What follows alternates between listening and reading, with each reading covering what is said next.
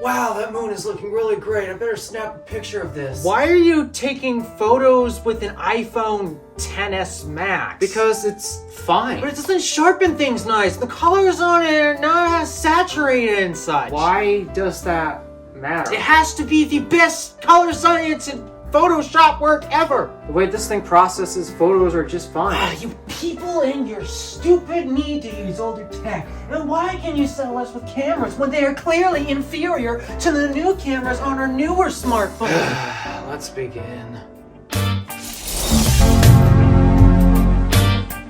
I gotta be honest, camera people who like to criticize photos on smartphone cameras, you guys are really annoying. Seriously, you are so annoying. So today I'm going to rant about why you guys are so annoying, just for the sake of all this genuinely does not matter. Let's talk about this. I've recently decided to talk about this because there's a whole controversy about Samsung doing moon photos and such, so. And then also just, this has reminded me of a lot of frustration that I've just had when people are constantly comparing photos taken by different smartphones. They bring up all sorts of different things that, yeah, well, they're true. They'll often use terms that just make it seem like, okay, none of this even matters at the end of the day, but they still believe it does. Quite often when it comes to camera comparisons, people will compare the contrast, or the sharpness, or the warmth, or the coolness of, what's the term? Oh yeah, temperature of the photo. They'll compare all sorts of little details and use them to basically point out one picture taken on X phone is the best compared to basically any other. And that is why people keep saying that the Google Pixel is the best smartphone camera out there. Meanwhile, when it comes to me actually talking about smartphone cameras, I actually address the practical side of cameras and not these finer details that honestly artists only care about. I like to focus on details such as clarity, for example. Can we see at least everything in the photo? Is it grainy? Because nobody really likes graininess in photos. These are things that actually I think the majority of people, including average Joes, would care about. Not a lot of people like to see the graininess in photos because it adds a little haze or fuzziness to the memory or the moment that the photos are capturing. Because guys, keep in mind, when it comes to people capturing photos on their smartphones, it's not about trying to be the most artistic professional photographer out there. No, they're just trying to capture a moment. So the sharpness or temperature of colors and saturation levels and such, none of these really matter to people. What matters is the moment that the photo captures. And this is why when it comes to me talking about smartphone cameras, I don't focus on those things because genuinely people don't care. A couple episodes ago on the iTunes Fanboy podcast, me and the other two co-hosts were talking about me wanting to go back to the iPhone XS Max here, and we also were talking about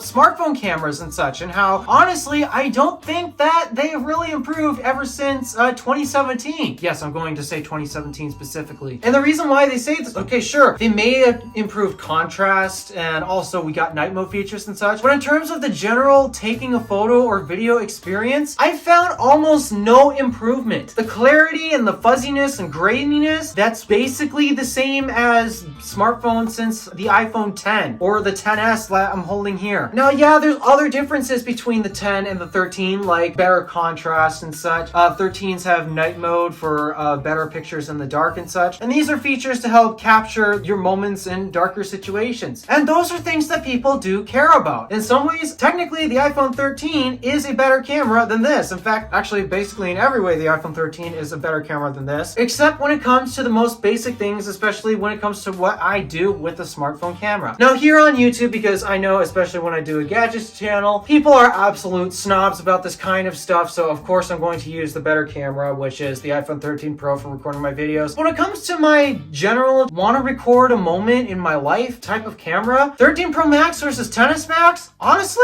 there's no difference in camera quality to me because the contrast or the saturation or the temperature or whatever, the sharpness and all of that, all of these things that all these camera snobs out there used to insist insist that a certain image is taken better by X phone, these things don't matter to not only just me, but even average Joes. Personally, I am so tired when people say Pixel takes the best photo out of all smartphone cameras. Because to be honest, all smartphone cameras these days, especially on flagships, like it's really hard to actually find a bad one out there, all the flagship smartphone cameras, they take perfectly decent pictures. The reasons why people will say the Pixel takes better pictures are all just details that are honestly subjective. And how do I know that these details that they claim make Pixel the best camera ever, how are they all subjective? Oh, they will compare sharpness, for example. This is the most obvious thing that I can come up with. Sharpness. Some phones will take pictures that borders and all that, they're not sharp enough. But then some photos here, they'll over sharpen. So there's under sharpening and over sharpening. All right,